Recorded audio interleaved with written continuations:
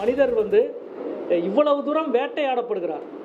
இங்கேருந்து அசாமுக்கு இந்தியாவினுடைய கிழக்கு கடைசிக்கு ட்ரான்ஸ்ஃபர் பண்ணப்படுறாரு. அங்கேருந்து இந்தியாவின் மேற்கு கடைசி கோவாவுக்கு ட்ரான்ஸ்ஃபர் பண்ணப்படுறாரு. நீதிமன்றம் தலையிட்டு சென்னைக்கு வருது. திருப்பி இங்கேருந்து டெல்லிக்கு ட்ரான்ஸ்ஃபர் பண்ணப்படுறாரு. இப்போ நீங்கள் நோட்டீஸ் ஏஎஸ்ஐயின் போன மாதம் 21ஆம் தேதி நோட்டீஸ் கொடுத்த பிறகு மீண்டும் நொய்டாவுக்கு ட்ரான்ஸ்ஃபர் பண்ணப்படுறாரு. இது வெறும் இடமாற்றம் மட்டுமல்ல, எவ்வளவு மன அழுத்தத்தை ஒரு அதிகாரிக்கு கொடுக்கும். இவ்வளவு தூரம் நடவடிக்கை எடுக்கப்பட்டாலும் கூட நான் கண்டறிந்த உண்மைக்குத்தான் நான் விசுவாசமாக இருப்பேனே தவிர அதை மாற்றச் சொன்னால் நான் செய்ய மாட்டேன், அது ஒரு குற்றம் அப்படின்னு இருக்காரு. அது மிக மிக முக்கியமான வார்த்தை.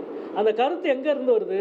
அந்த உண்மையிலேருந்து நான் கண்டறிஞ்சிருக்கேன். இதை நீங்கள் இதுக்கு மாற்றினா அது ஒரு கிரைம், அந்த குற்றத்தை நான் செய்ய மாட்டேன் என்று சொல்லியிருக்கிறார். உண்மையிலே அமர்நாத் ராமகிருஷ்ணனுடைய உறுதி, ஒரு அரசு ஊழியர்கள் என்ன பிரச்சனை வந்தாலும் தான் எவ்வளவு உறுதியோடு இருக்க வேண்டும் என்பதற்கான முன்னுதாரணம் என்பதை நம்ம சொல்லிக்கிறோம். அதே போல் இன்றைக்கு ஸ்ரீராமன் அவர்களை வைத்து அறிக்கை எழுதுவதற்கு நடக்கிற முயற்சி என்பது திட்டமிட்ட ஒரு தமிழ்நாடு விரோத நடவடிக்கை. இல்லைன்னா அவர் ரிட்டையர்ட் ஆகிட்டார். அவர் அறிக்கையை அவர் 2017ஆம் ஆண்டு வெறும் 10 குழிகள் மட்டுமே தோண்டினார். அதில் ஒரு குழி கூட தாய் நிலம் வெர்ஜின் சாயில் வரைக்கும் தோண்டலை. ஆனால் நம்முடைய மதுரை ஊடக நண்பர்களுக்கு தான் அவர் பத்திரிகையாளர் குறிப்பு வெளியிட்டார். இன்னும் அதனுடைய நகல் எங்கள்கிட்ட இருக்குது. கீழடியில் தொடர்ச்சியான கட்டுமானமோ தொடர்ச்சியான அகழாய்வுகளோ இதோ இல்லாதனால் அகழாய்வு நடத்த வேண்டிய அவசியம் இல்லை, எனவே ஏஎஸ்ஐ அகழாய்வை விட்டு வெளியேறுகிறது என்ற அறிக்கை கொடுத்துட்டு போனவர். வெளியேறதுக்கு சொல்லிட்டு போனவர்கிட்ட இப்போ கூப்பிட்டு அறிக்கை கேட்குறாங்க.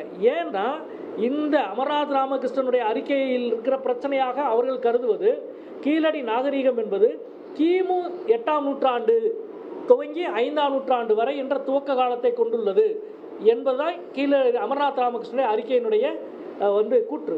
இந்த கூற்றை தான் அவங்க ஏற்றுக்கொள்ள மறுக்கிறாங்க.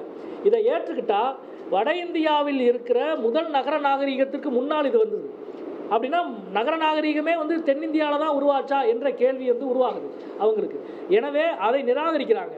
இப்பொழுது ஸ்ரீராமன் மூலமான அறிக்கை அவர்களுடைய எண்ணத்தை வெளிப்படுத்துவதற்கான வாய்ப்பாக இருக்கும். ஒரு பக்கம் ஸ்ரீராமன் மூலமான அறிக்கையை வெளியிட சொல்லிவிட்டு இன்னொரு புறம் அமர்நாத் ராமகிருஷ்ணனுடைய அறிக்கையை நிராகரிக்கிற திருத்த வேண்டும் என்று கேட்கிற ஒரு அரசியலை ஏஎஸ்ஐ வெட்ட வெளிச்சமாக செய்கிறது. அதற்கு காரணம் உண்டு.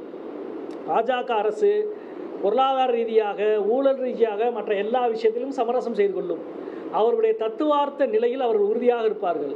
கீழடி விஷயம் என்பது பாஜகவின் இந்துத்துவாவினுடைய அரசியல் தத்துவார்த்த நிலையோடு நடக்கிற முக்கியமான மோதல். வேத நாகரிகம்தான் பழமையானது என்ற அவருடைய கூற்றை பொய்க்க செய்கிற உண்மை அல்ல என்பதை நிரூபிக்கிற ஒரு விஷயம் கீழடி. எனவே தான் கீழடி உண்மைக்கு எதிராக இவ்வளவு போராடி கொண்டிருக்கிறார்கள். இந்த போராட்டம் எளிதில் முடிய போவதும் இல்லை. கீழடி அகழாய்வு அறிக்கையை சிதைக்க ஒன்றிய பாஜக அரசு முயற்சிப்பதாக மதுரை எம்பி சு வெங்கடேசன் குற்றம் சாட்டியிருக்கிறார்.